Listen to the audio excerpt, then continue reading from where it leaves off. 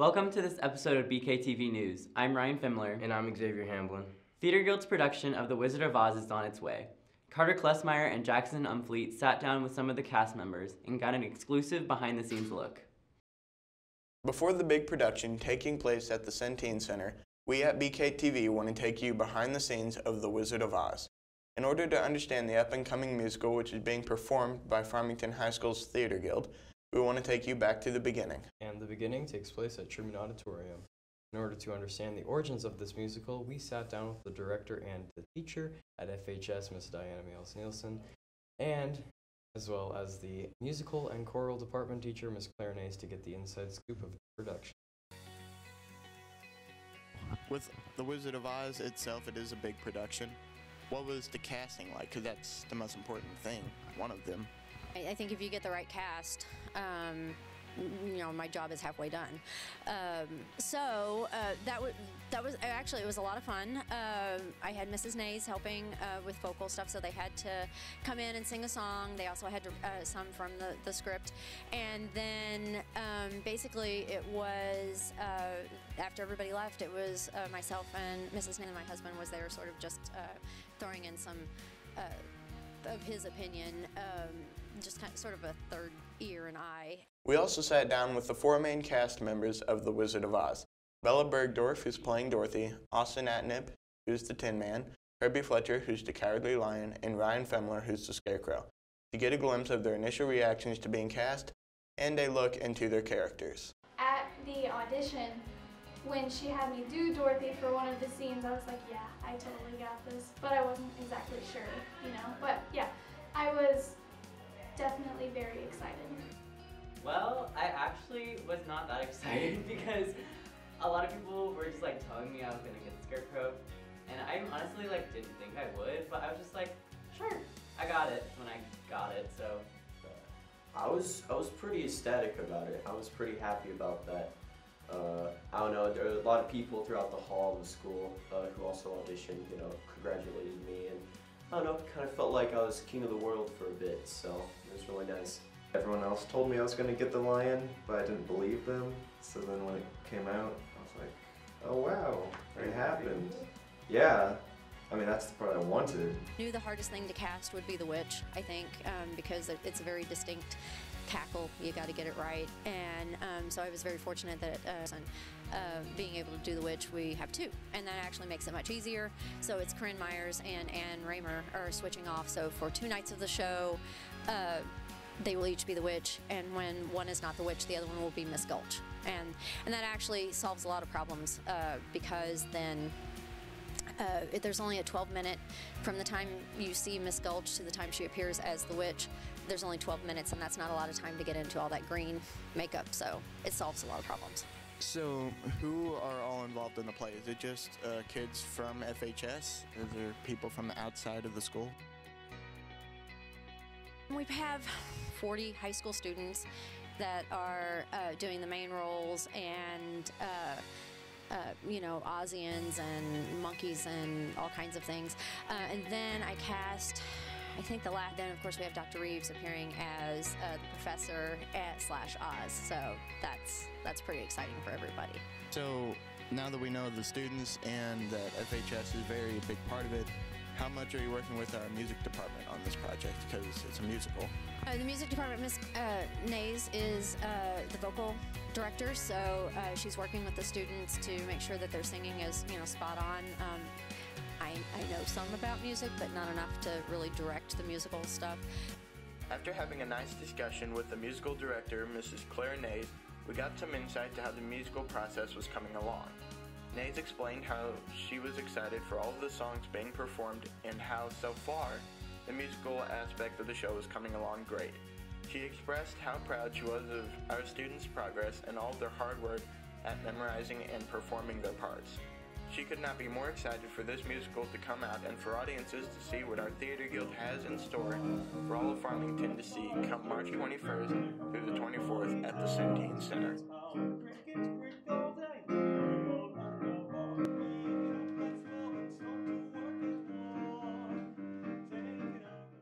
After getting a glimpse behind the scenes of the Wizard of Oz musical, We here at BKTV could not be more excited for this to come out on the 21st, this Thursday, and we hope you've enjoyed this segment on BKTV News, and we'll see you next.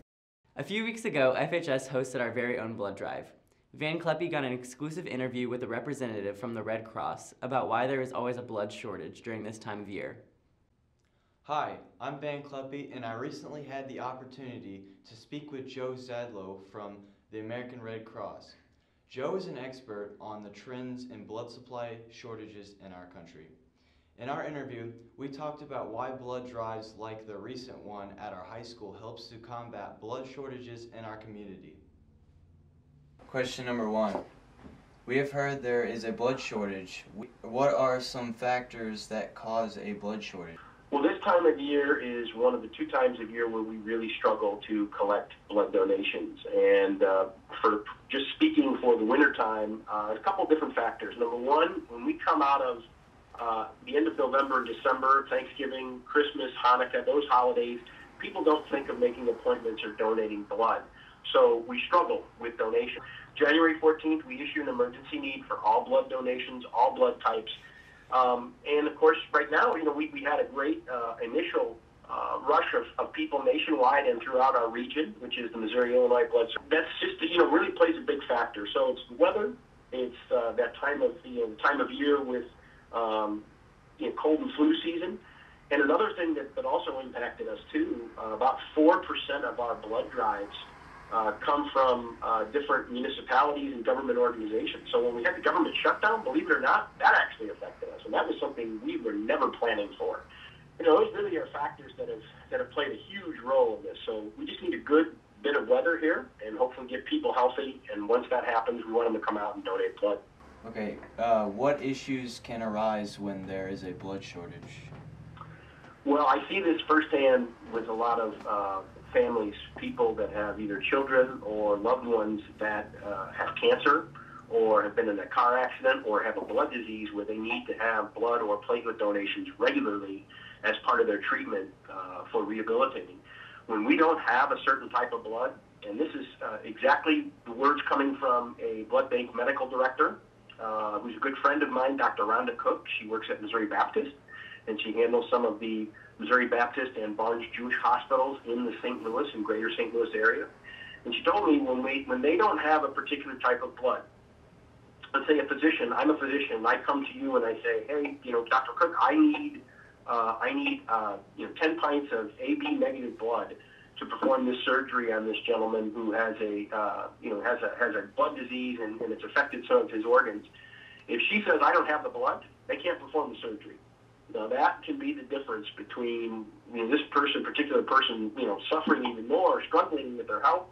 It could mean life or death too. It shows just how important it is to have enough blood products available. And throughout the Missouri-Illinois Blood Services region, we partner with 88 hospitals throughout the region. That's all over the region. Hospitals in St. Louis. There's some on the southwestern and southeastern areas of Illinois, and that's just a little portion of Illinois that we actually cover.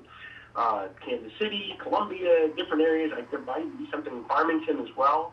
I don't have it in front of me, but when those hospitals can't get the blood products they need, they can't perform surgeries. If it's platelet products, which is another type of blood product, that's important for cancer patients and important for trauma victims. If they can't, if you're a cancer patient, you don't have enough platelets, you can't get a full dosage of platelets, which is really a refuel for your body, because when you go through chemotherapy and it kills a lot of those cells. It kills the cancer cells, but it also affects your other blood cells, and it really wears your body down. So when we don't have those blood products, we can't perform those surgeries. You can't get their, you can't get their platelets for cancer patients, and that really can affect health. And again, it could be the difference between life and death. And again, that's firsthand from a medical director. So what can people do to contribute and help this cause?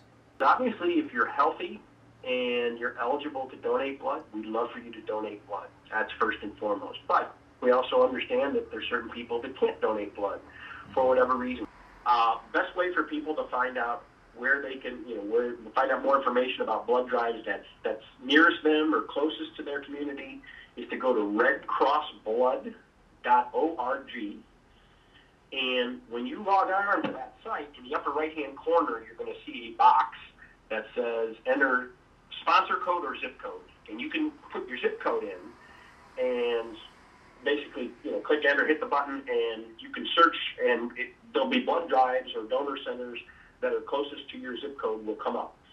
And it usually gives you, drives within the upcoming week, but you can expand it. It'll tell you you can search up to a month or 2 months, actually. If it's in the system, they'll be able to do it. But that's the best way to do it. And that's what I always tell people. I'm like, don't drive an hour to a blood drive unless you want to go there. Go to redcrossblood.org and search by zip code and find something that's convenient for you. Yeah, well, thank you, and thank you guys for organizing the blood drive. We really appreciate it. It really makes a difference. Next, we have an FHS spotlight on our very own department, BKTV Studios. Hello everyone, my name is Jackson Beers. And I'm Malachi Corbett. And today we're going to give you a behind the scenes look at BKTV. And I got the chance to interview Miss Ellen herself, so let's see what she has to say. So how will students benefit from this program? There's a number of ways that a student can benefit from being a part of this program, even if they're not interested in going into anything in this field. You learn conversation skills, communication skills.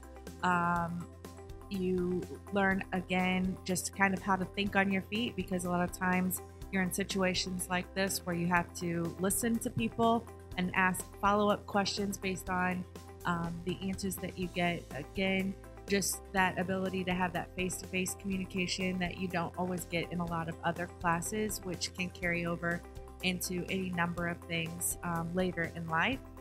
It also helps you to stay up on what's happening in the world, because we do ask students to do activities in here where they check out different media sources and then read and write about those media sources. So just a lot of life skills that students can learn in this class.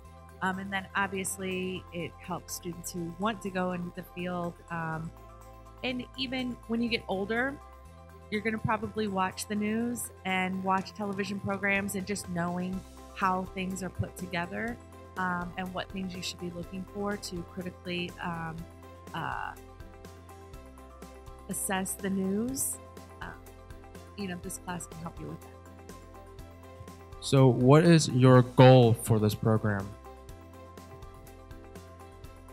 Variety of goals. So with the journalism programs, both of them, I hope that students will learn to be better writers, in especially the nightlife class where they put on the newspaper. So I hope students will be better writers, communicators.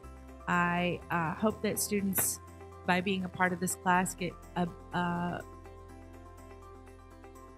broad perspective of the world. They get exposed to a number of different things that are going on in our world.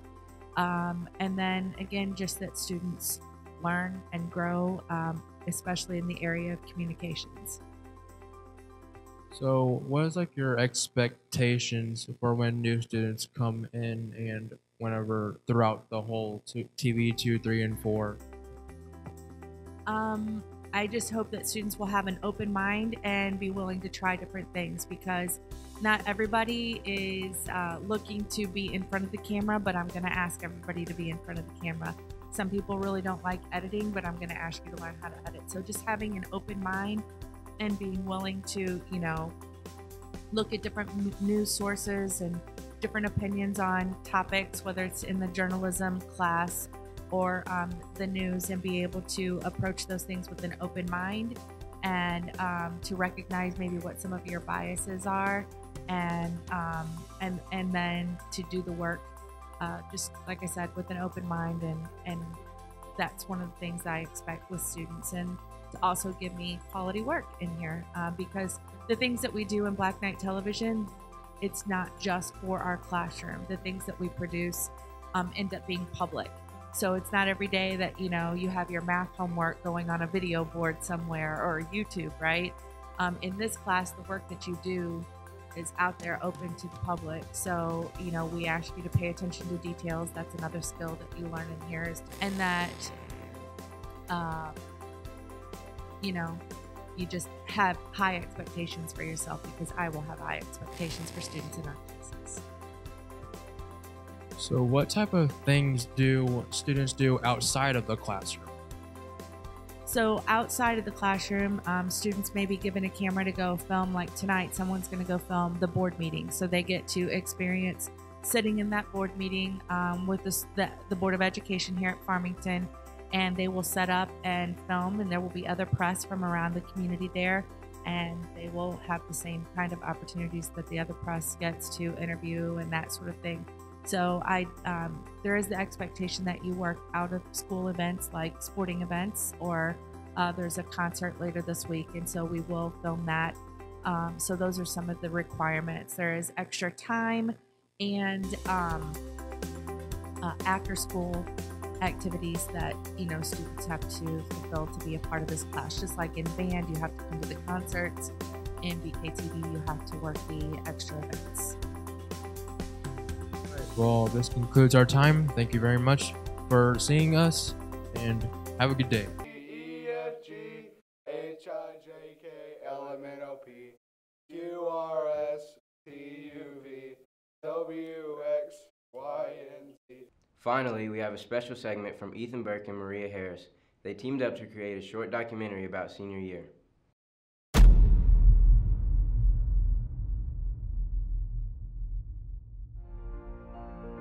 For as long as I can remember, people have always told me not to wish my life away. They've said to enjoy life in the moment and not look too far ahead into the future. Easier said than done. Senior year is both a beginning and an end. It marks the first of many lasts. The last first day of school, the last football game, or the last homecoming dance.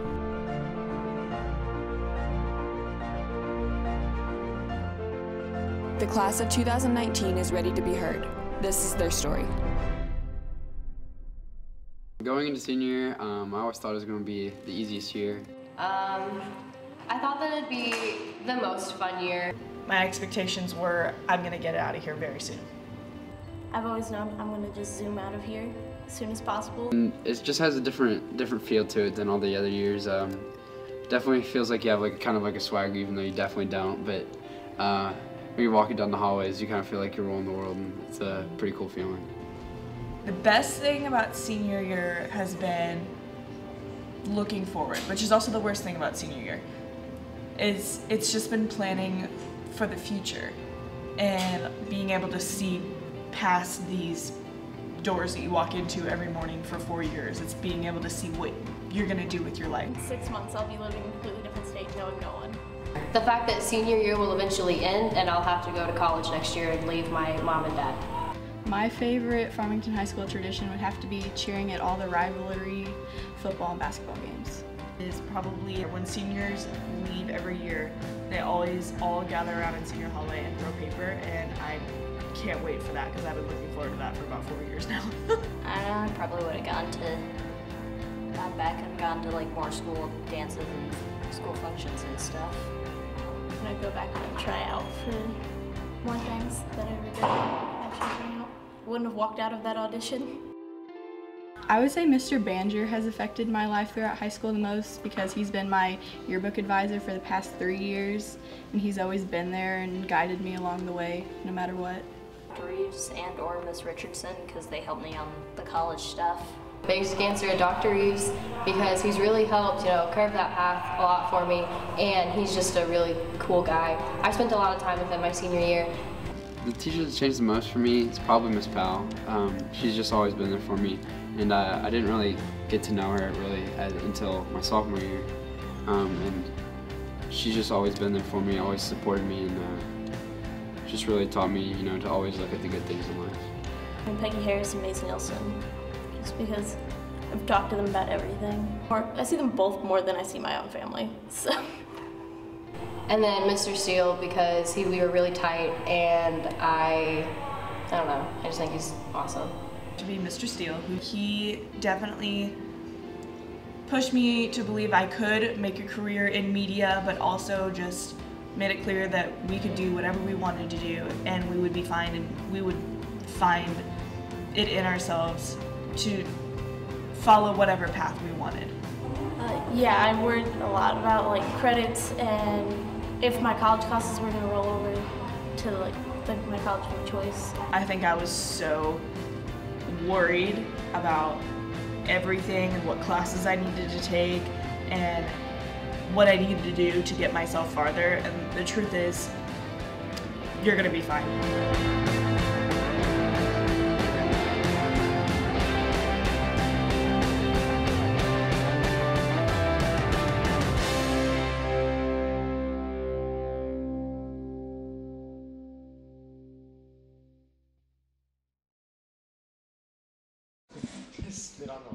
I liked it.